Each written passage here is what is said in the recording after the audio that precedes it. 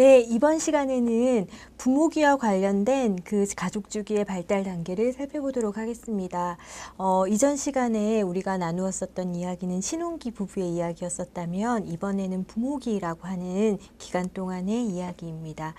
어떠세요? 지금 보고 계신 이 그림을 보셨을 때 부모기라는 어떤 그 느낌이 확 전달이 되시지 않을까 싶어요. 처음에 보시는 왼쪽에 있는 그림은 우리가 일반적으로 이렇게 그림을 그리게 된 어떤 처음에 부모기를 맞이한 어떤 그 가족의 모습이다라고 보신다고 하면, 오른쪽에 있는 그림은 그와는 또 조금 다른 어떤 가족 형태입니다. 아마 혹시 경험이 있으실지도 모를 텐데요. 한국에서 불안이 설안이가 왔어요 하는 동화책 보셨는지 모르겠어요. 그 동화책의 주인공이 바로 이 두 어린이이고요. 그 뒤에 계신 분들이 이 두 아이를 입양하신 부모가 되십니다.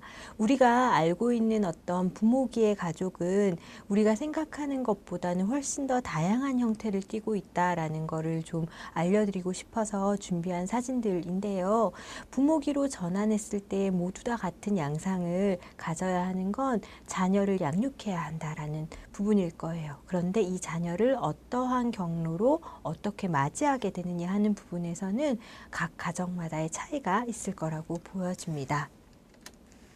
네, 부모기는 어떤 시기일까요? 여러분들이 생각하시는 그 부모기, 부부의 기존 역할들을 새로운 역할들 간의 균형이 요구된다, 이런 표현들이 있는데요. 우리 막연히 그냥 떠올려 봐도 결혼을 아직 하지 않으신 분들도 이 시기에 대해서 막연하게는 아실 거예요. 왜냐하면 나도 누군가와 함께한 자녀이기 때문인 거죠.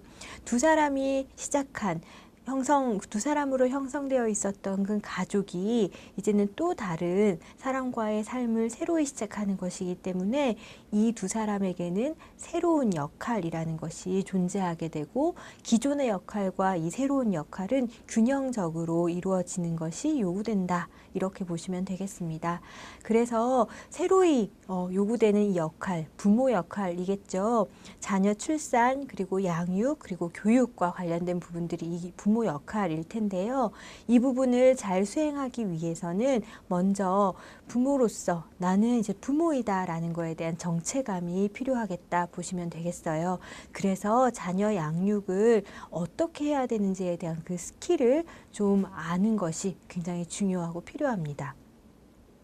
역할 확대에 따라서 요구되는 여러 가지들이 있어요. 우선은 나는 아내이고 딸이고 며느리이기만 했었던 시기와는 다르게 한 사람의 어떤 인생을 도움을 주어야 하고 지원해야 하며 모든 것을 케어해야 하는 그 역할이 주어지기 때문에 그에 따른 시간과 물질과 에너지가 필요합니다. 그래서 재정적 지출도 자연스럽게 같이 증가된다 하는 것, 우리가 이 시기에 상당히 많이 느끼는 부분이 되겠죠. 이 시기 부부는 이렇게 자녀에게 많은 시간과 에너지를 쏟아야 하기 때문에 둘 간의 관계에서는 조금 소홀해지는 경향이 없지 않아 있다라고 이야기를 하고, 그래서 부부 관계가 부모 자녀 관계에서는 조금 우선순위에서 이제 밀려난다, 이렇게 보시면 되겠습니다. 부모로서 유대감, 친밀감을 가지는 부부로서, 부모이기는 하지만 부로서 유대감과 친밀감을 지속적으로 유지하는 게 이 시기에 아주 중요한 그 노력해야 하는 부분이 아닐까 싶기도 합니다. 여러분들은 어떠세요? 결혼 후에 자녀를 낳을 계획이 있으신가요? 혹은 이미 결혼하신 분들도 어떠한 그 계획을 통해, 어떠한 생각들을 통해 자녀를 얻게 되셨나요?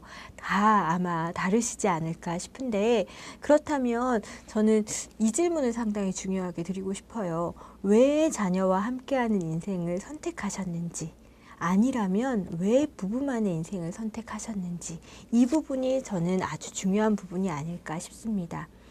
아주 이전에 우리나라가 굉장히 경제 성장을 급속도로 했기 때문에 그때 당시에는 자녀를 낳아서 기르는 것이 그렇게 지금처럼 힘겹고 더 어려운 일로서 인식되지 않았을 당시가 또 있었고요.